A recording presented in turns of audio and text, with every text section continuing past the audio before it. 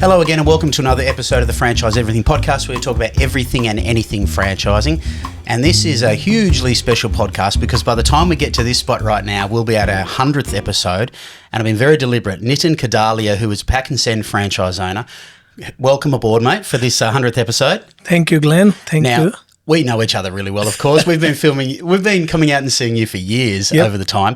And It just happens to be that you were our first ever podcast episode when we had an idea to do a podcast, and that was in May 23 at the Melbourne Franchising Expo, I think it was. Correct. Melbourne or Sydney Franchising Expo? Melbourne. Yeah, it was Melbourne Franchising Expo. And even at episode 50, I had an idea I wanted to come back and have you as the 100th. So we've been able to line it up, so it's all worked very well. So welcome again, mate. Welcome. Thank you, Glenn. Thank you. And yes, I still remember that day. Yeah. It's flew obviously very quickly and great work. Yes, a lot of things changed and changing since we met. So I'm glad we are talking again. And this was thought we'd do nothing else here other than give a check-in on you and how you're going. Now you are, at the time when we spoke, you were a multi-site owner. You had just had starting your third store, I think it was this. Yes. And now you've got five locations. So you're a bit of a guru, I got to say, in the pack and send space and everything there. So simple question, mate. What's happened? Oh, I'm sure when we did the 100th announcement there, Jono would have put something fancy. Like I forgot some streamers and whatever those noisemakers are. Anyway, so what has happened in between? Tell me about what the we're nearly 2 years since we spoke. Yep. What's going on in your business and life? So May, June 2023, we were just starting the third one. I would say only one thing is I have a good team. Yep. Excellent team I have, and that's what is motivating me to do more and more. I remember you was talking about your team a lot in that first episode. Excellent team, and second thing, I have a great support from head office. Yeah. Otherwise, it's always difficult, when you want to run, but you don't have the resources to run. So were you always, back at that time, if you can think back at the time, were you driven at that time for more locations as well? So you're just in your third, you were no doubt focused on embedding that third one. Correct. And what locations do you have now in Melbourne? So right now, Cheltenham, Moorabbin, Caulfield, Mount Waverley and South Yarra. And that's a decent radius of each other, is it? So they're easy drivable to each other, keeps them relatively close, or is it? Correct, yes. So it's southeast of the Melbourne. Yep. And yes, there is a fair bit of distance between A to B, but it is manageable. Yeah. It's helping us a lot having locations close or nearly close to each other. Yep. So we can utilize the joint resources. Yeah. Excellent. I think so. Why I wanted to chat was not just to celebrate you for the 100th episode, but was to also, I want to help people understand, because I remember when we did the podcast, probably by the time we're at episode 30 or 35, Luke, who was working in Pack and Send at the time, said to me, that podcast with Nitin was fantastic because we've just had someone come on board and buy a franchise, and they said, I watched the podcast, if Nitin can do it, I can do it. So that must make you feel good when you hear that type of stuff in your story. Absolutely. So what's gone right, do you see, from not just from, hey, I've got a great team, because there's more to it than that, because you're doing stuff there. What do you see has gone right in evolving it? Because you could still be at 3, or you could have gone back to 2. So what else do you put it down to? Sure. So your success.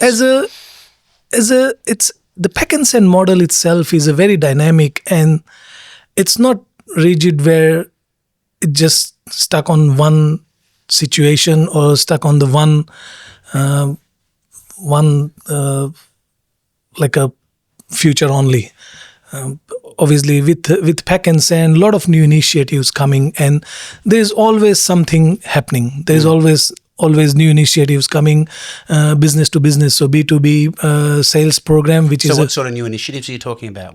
That's helping? Sure. Right. So B2B, that's one of the biggest initiative Pack and Send has started since last couple of years now. What's that, and what does that mean? And that means that we want every customer, we want every retail customer, but main focus now is capturing more business-to-business clients. Okay. Now, so you would previously get a lot of, be targeting people off the street who just want something delivered, but now you want bigger accounts that go forward and doing multiple things with you. Yes. So now, obviously, we always been serving business clients, but specializing in B2B shipments, it helps to maintain the cash flow, recurring revenue, and also we keep providing the same level of service what we do, and when we see the businesses grow with help of pack and send, because that's why we're there for. We are there to take some of the load of the business's shoulder, so they don't have to worry for day-to-day shipping issues or tracking and tracing and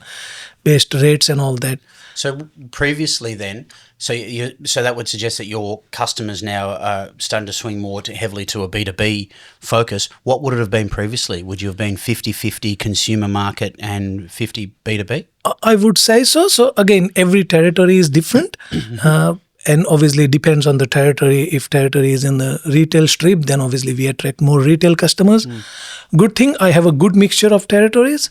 So Cheltenham, where I'm based, that's our warehousing. Micro. So you have a warehouse there? Warehouse here in Cheltenham, yep. That's where we do a lot of 3PLs as well.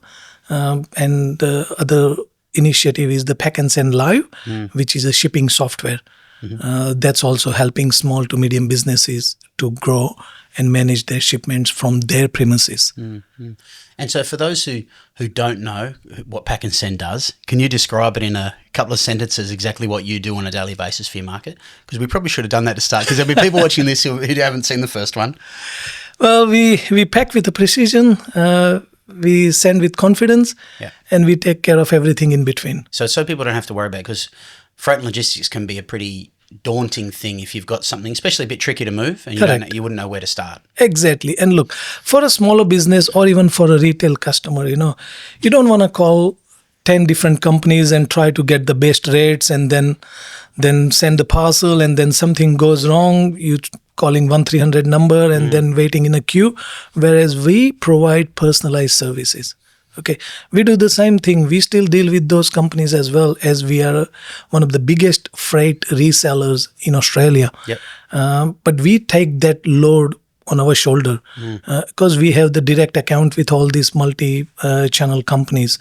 We have a dedicated account managers, and that's the only reason why we are able to provide the level of service, even though we are using the same carrier. Yeah, and Jono and I have actually had an experience using Pack and Send, and I hadn't before previously, because we do a lot of expos and everything, as you know. So we have to lug a lot of gear down to expos, and we got caught in Melbourne once thinking we haven't got enough hands to take all this stuff back with our posters. So we just dropped into a Pack and Send. It was like 15 kilos of posters that go up on walls. They wrapped it all up, sent it there, and sent it back to our Southport office, and it was so easy. That's and that was so now we're actually shipping that. We're not carrying everything with us now. We do shipping. So, and this is the thing, though. I reckon there's a lot of people who would go, "Gee, that's really helpful," who don't even know the service exists. Exactly, yes. And as I said, shipping, yes, you can do shipping by yourself, but if you give it to the expert to do it, then you don't have to at least worry about that part. I think a lot of people probably do it themselves to try and think they save themselves some money. But yeah, I know from experience that you end up costing in the long yourself run, more time, it will cost you time more and money because See, you're lugging it around, you're doing things, and it just makes your whole trip more exactly. inconvenient. So I have so many small to medium business clients as well who have a direct account with the carriers, and we're still doing their jobs. The only reason is less admin work for them. They get one invoice only. So we can use the multiple carriers. They get one invoice from Pack and Send only, not chasing all these different invoices.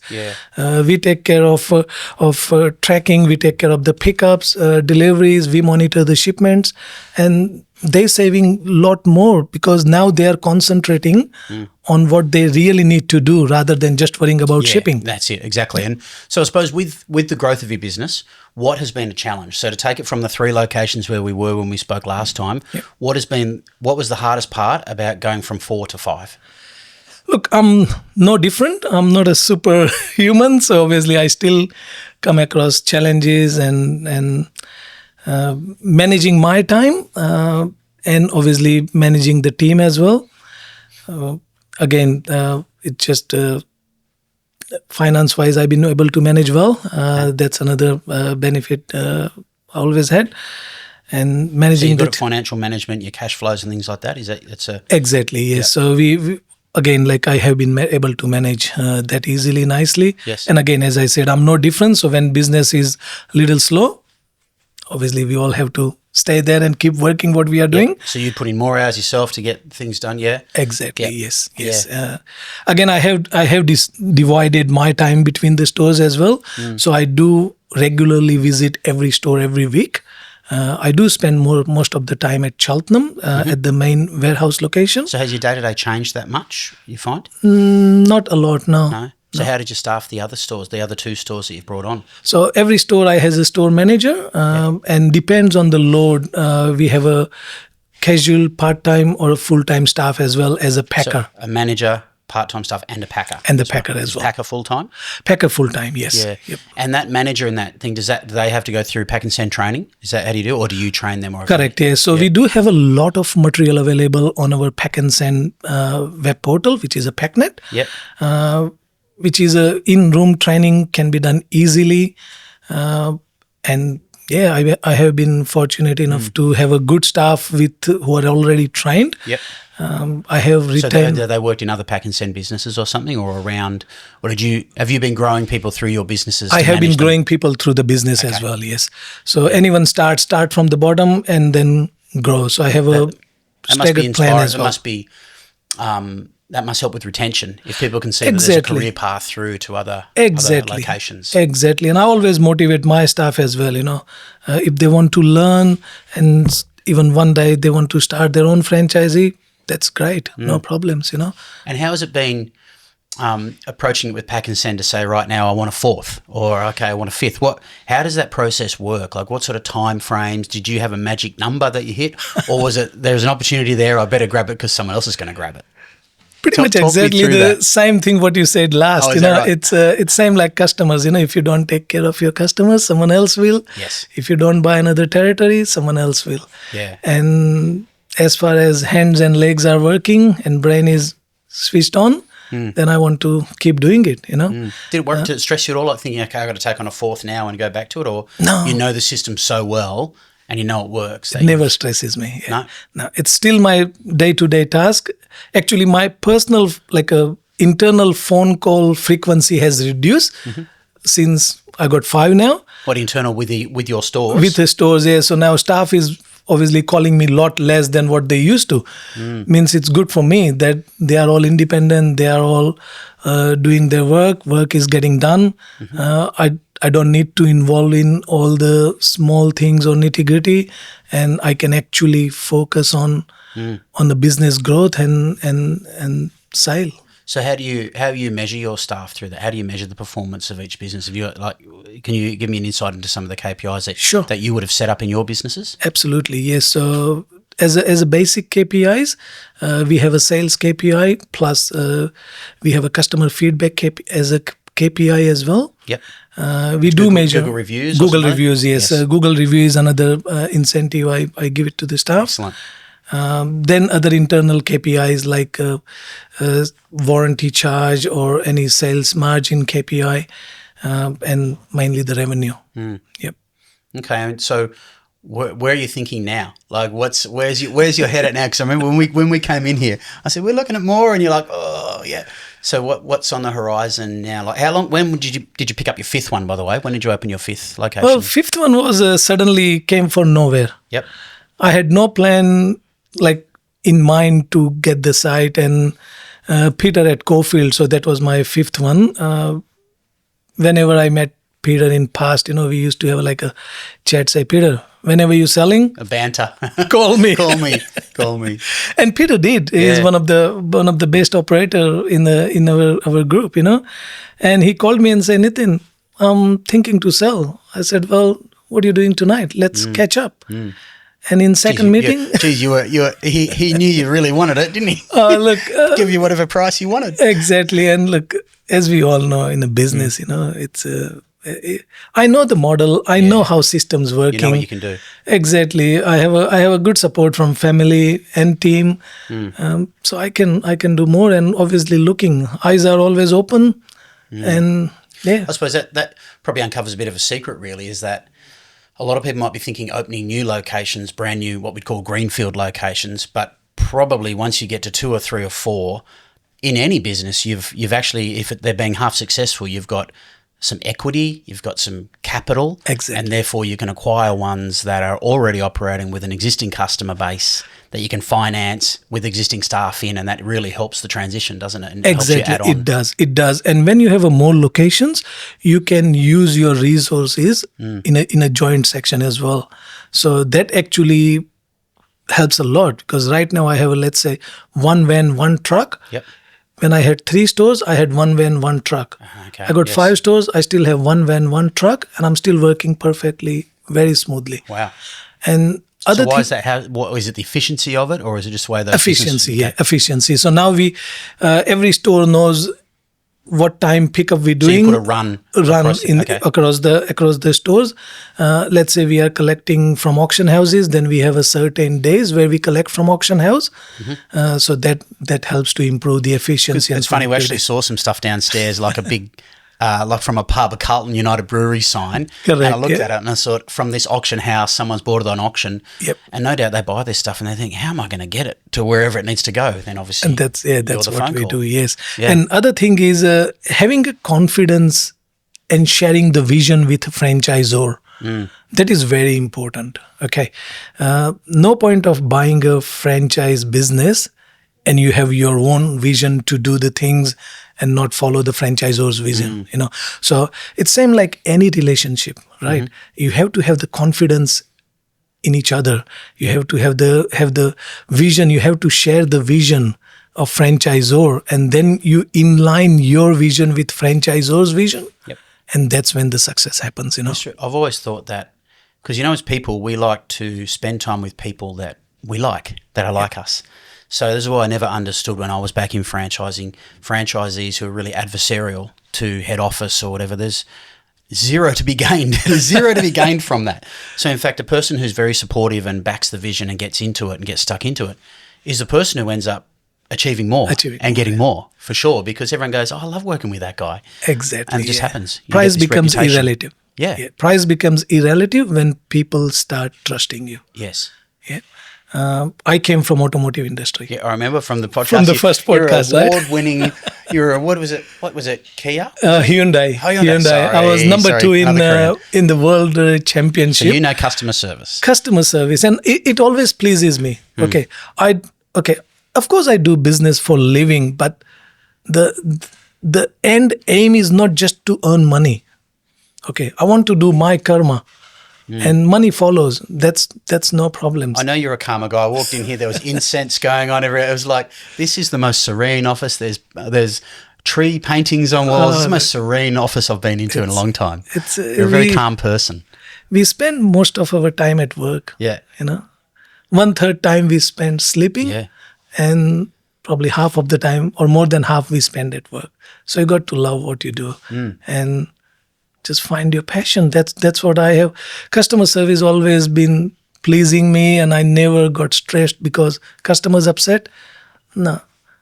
If persons sending packages, like we send packages every day, this is our, let's say, cup of tea.